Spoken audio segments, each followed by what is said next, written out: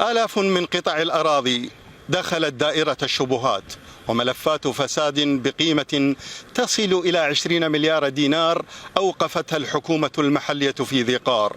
لكن السؤال هنا لا يقتصر على قيمة الفساد، بل كيف تم التلاعب والمرور داخل إدارة البلدية من دون أن يكتشف في وقت مبكر. وهل نحن أمام مخالفات فردية أم خلل في منظومة إدارة وتوزيع الأراضي؟ حقب أن نكرم هذا اللاعب بطل. عبر الاستحقاقات الرسمية صار الحصول على قطعة أرض حلما مؤجلا لمن اختاروا الطريق القانوني.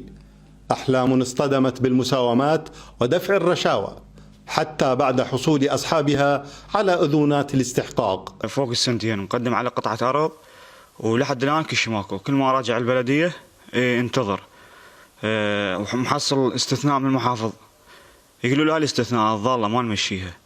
عندي فويس أسمعك إياه، والله قال لي أضيفك بمحضر بشرط تدفع 7 ملايين ونص. إذا عندي 7 ملايين ونص خويس روح اشتري له قطعة. واليوم يكشف ملف تزوير آلاف قطع الأراضي عن وجه آخر للقضية.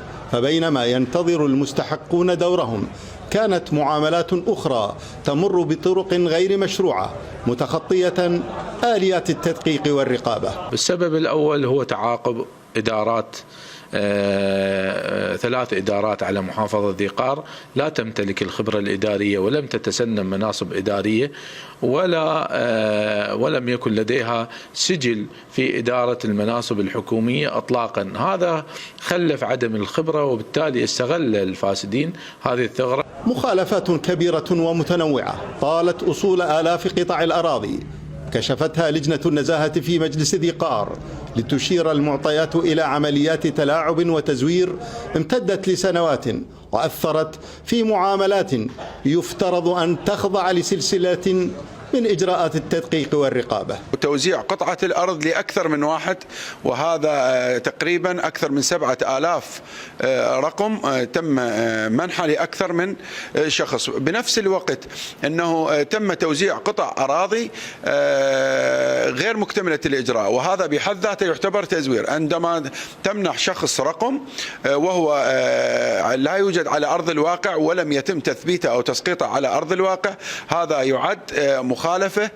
وكانت محكمة النزاهة قد أصدرت أوامر قبض واعتقال بحق مديرين سابقين وموظفين في بلدية الناصرية، أسفرت عن اعتقال نحو 25 شخصا، فيما تؤكد مصادر رسمية أن التحقيقات الجارية قد تقود إلى كشف مزيد من المتورطين.